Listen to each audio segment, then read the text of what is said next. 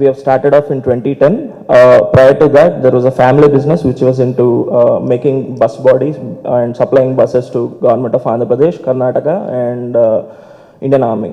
2010 mein we started this company which was into electric vehicles. In first 3.5 years, we have focused on making traditional auto rickshaws. We have exported more than 4,000 vehicles to Asian, Southeast Asian and African countries. Towards end of 2013, that's when we made our first battery-powered vehicle. We have retrofitted a Tata Nano and successfully made it into a battery vehicle.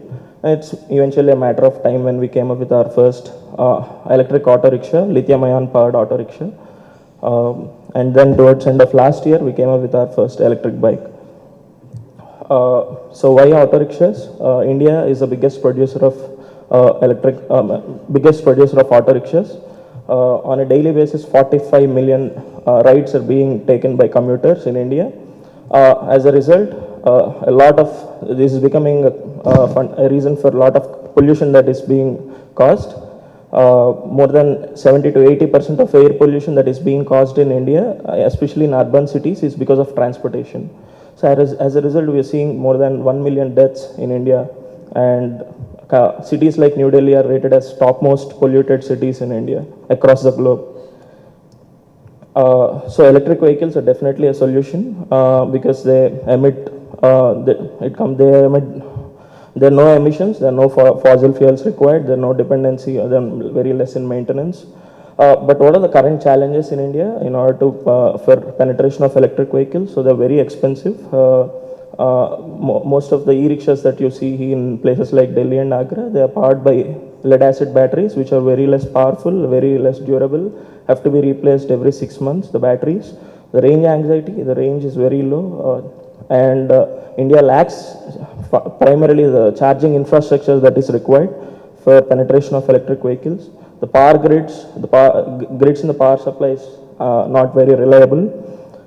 So these are first electric vehicle. So we've built this with a battery swapping technology. We're the first company, electric vehicle company in India to build a battery swapping technology. So this reduces the charging time from, today all the electric vehicles are being charged for hours together, 3 to 4 hours in order to refuel the battery. In this case, it's just a matter of 1 minute to swap the battery. So for a full charge, it gives around 110 kilometers and it goes up to 555 kmph, takes a load capacity of 450 kgs. The running cost is as low as 50 paise per kilometer.